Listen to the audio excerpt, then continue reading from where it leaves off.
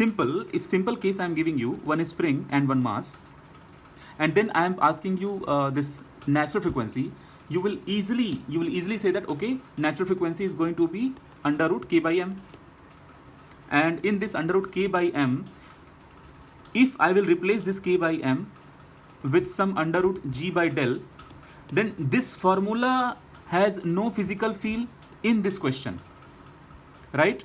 So what kind of question we are going to deal with this formula? So whenever we have displacement in beam, displacement in deflection in beam, deflection in column, then we can do this. For that only I am taking one example. Suppose just this question I am modifying. This question I will just ask like this. One wall here, and you put one cantilever beam. Okay. Now with the cantilever beam, you attach one mass here. The mass is m. Okay, now see, if you are attaching the mass here, then what will happen? This mass will go down. So because of that, you will be having deflection. Okay, so your beam will deflect like this.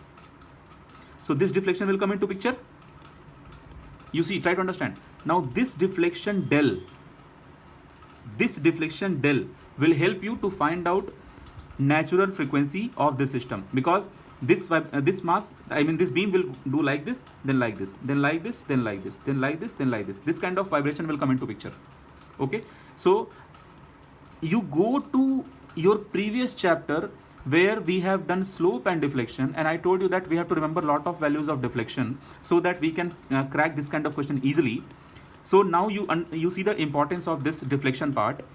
So you have to remember all the basic deflection formulas, so that directly you can substitute the deflection value into this formula, and that's all, frequency done.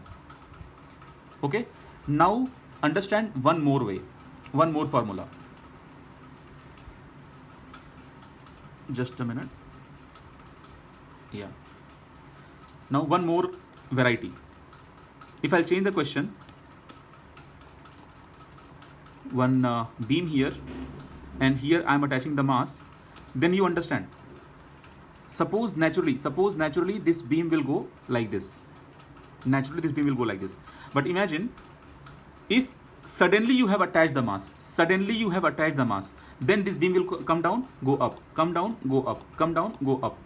In that case, it will be having deflection, of course deflection. But I am modifying the question.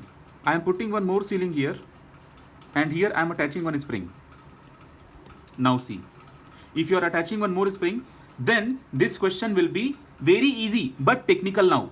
It is more technical now, because see, this beam will be having its own deflection, and this spring will be having its own deflection. But you can see this time, because of the attachment of the spring, deflection of the beam will be affected. If there is no spring, then you have more deflection. But because you have attached the spring, then you will be having less deflection.